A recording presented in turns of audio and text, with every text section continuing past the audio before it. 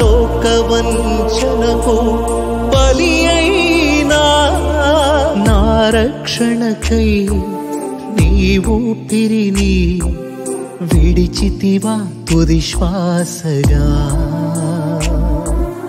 నా రక్షణకై నీవు పిరిని విడిచితివా తుది శ్వాసగా. క్రీస్తు ప్రభునందు ప్రియ స్నేహితులారా, ఈ పాస్కాయత్త కాలంలో ఉపవాస యాత్ర 5వ రోజున దేవుని యొక్క వాక్కును మనం ధ్యానం చేసుకుందాం. ఈనాటి దేవుని యొక్క వాక్కు మనకు బోధిస్తూ ఉన్నటువంటి గొప్ప అంశం పరోపకారం. మత్తయి సువార్త 25వ అధ్యాయము వచనములు 31 నుండి 46 వరకు మనం చూస్తూ ఉన్నప్పుడు దేవుని యొక్క కుడి పార్శ్వమున నిలబడేవారు, మంచి చేసిన వారు, ఎడమ ప్రక్కన ఉన్నవారు, మంచి చేయనివారు. ఒకటి స్వార్థమైనటువంటి జీవితం, రెండవది నిస్వార్థమైనటువంటి జీవితం. ఒకరు గొర్రెల వలె పిలువబడుతూ ఉన్నారు, మరొకరు మేకల వలె పిలువబడుతూ ఉన్నారు. కాబట్టి మనము తుది తీర్పు రోజున దేవుని కుడి పార్శ్వమున నిలబడడానికి సంసిద్ధంగా ఉన్నామా, లేక ఎడమ ప్రక్కన మంచి చేయని వారి వలె స్వార్థమైనటువంటి బ్రతుకుతూ బ్రతికే వారి వలె మనము ఉన్నామా గ్రహించాలి. మంచి అనేది దేవుడు మనకి ఎల్లప్పుడూ కూడా తలపెడుతూ ఉంటాడు. దేవునికి స్వార్థం అనేది లేదు కనుక నిస్వార్థమైనటువంటి తన జీవితాన్ని మనకై పణంగా పెడుతూ ఉన్నాడు. అందుకే ఈ లోకానికి దేవుడు విచ్చేసి ఉన్నాడు. కాబట్టి సిలువ మరణాన్ని ఆయన పొందుతూ ఉన్నాడు.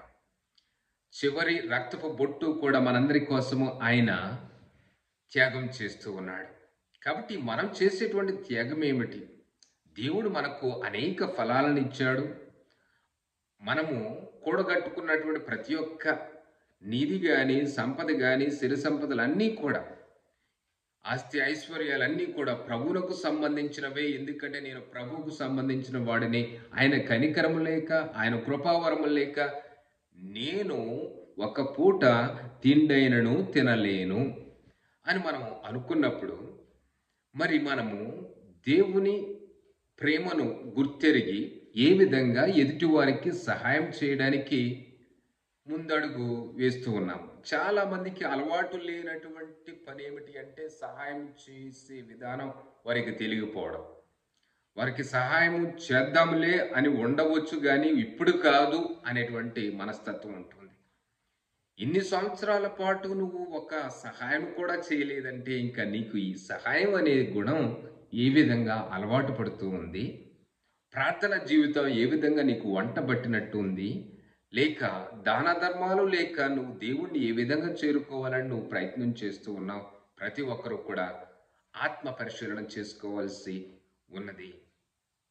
ఎందుకంటే 41వ కీర్తన 5వ వచనంలో మనం చూస్తూ ఉంటాం, ప్రభువా పెక్కు సత్కార్యములు నువ్వు నాకు చేసి ఉన్నావు.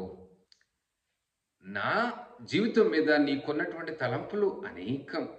అసలు నువ్వు చేసినటువంటి మేలులను నేను గుర్తుంచుకోవాల్సి వస్తూ ఉన్నప్పుడు, జ్ఞాపకం చేసుకోవాల్సి వస్తూ ఉన్నప్పుడు వర్ణింపజాలలేను, నేను వర్ణించలేను. వర్ణించడానికి కూడా వీలు కాని గొప్ప గొప్ప ఘనకార్యాలు నాకై తలపెట్టి ఉన్నావు, చేస్తూ ఉన్నావు దేవా అని. అంటే దేవుడు మన కోసం ఇన్ని గొప్ప కార్యాలు చేస్తూ ఉన్నప్పుడు మనసు కలిగి, ఎదుటివారి మీద ప్రేమ కలిగి, లేక జాలి కలిగి, వారి పరిస్థితులను అర్థం చేసుకొని దాని ప్రకారం మనం ఏ విధంగా క్రైస్తవ హృదయంతో స్పందిస్తూ ఉన్నాము, మానవ హృదయంతో స్పందిస్తూ ఉన్నాము. ప్రేమించే దేవుడు మనకు చెప్తూ ఉన్నాడు, నేను నిన్ను ప్రేమించినట్లు మీరు కూడా ఒకరినొకరు ప్రేమించుకోమని చెప్తూ ఉన్నాడు. కాబట్టి ప్రభు కూడా చెప్తూ ఉన్నాడు, ఈ అత్యల్పులలో ఎవరికైతే మీరు ఒక మేలు చేస్తూ ఉంటారో అది మీరు నాకు చేసినట్లే. ఎంత గొప్ప మనసు కలిగిన వాడు దేవుడు, ఎంత మంచివాడు దేవుడు, ఎంత దానాధర్మాలు చేసేవాడు దేవుడు. కాబట్టి ఈ ఉపవాస దినములలో మనం గుర్తుంచుకోవాల్సిన అంశాలు ఏమిటి అంటే ప్రార్థన, దానాధర్మ. ఇవన్నీ కూడా మనం చేస్తూ ఉన్నప్పుడు దేవుని యొక్క ప్రేమను, కనికరాన్ని పొందుతూ ఉంటాము. మన పాపములకు ప్రాయశ్చిత్తాన్ని మనము పొందుతూ ఉంటాము. ఏనాడైనా నీవు మేలు చేసి ఉన్నావా?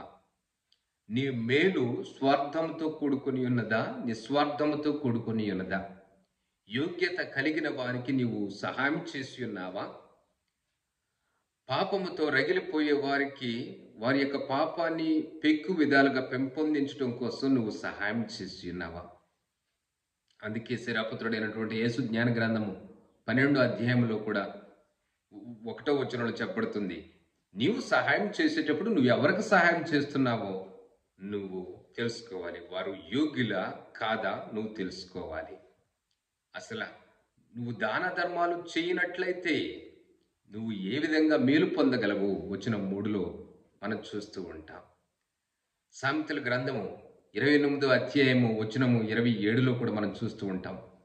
దాన ధర్మాలు చేసేవాడికి ఇంకా కొరత ఉండదు, లేమి ఉండదు.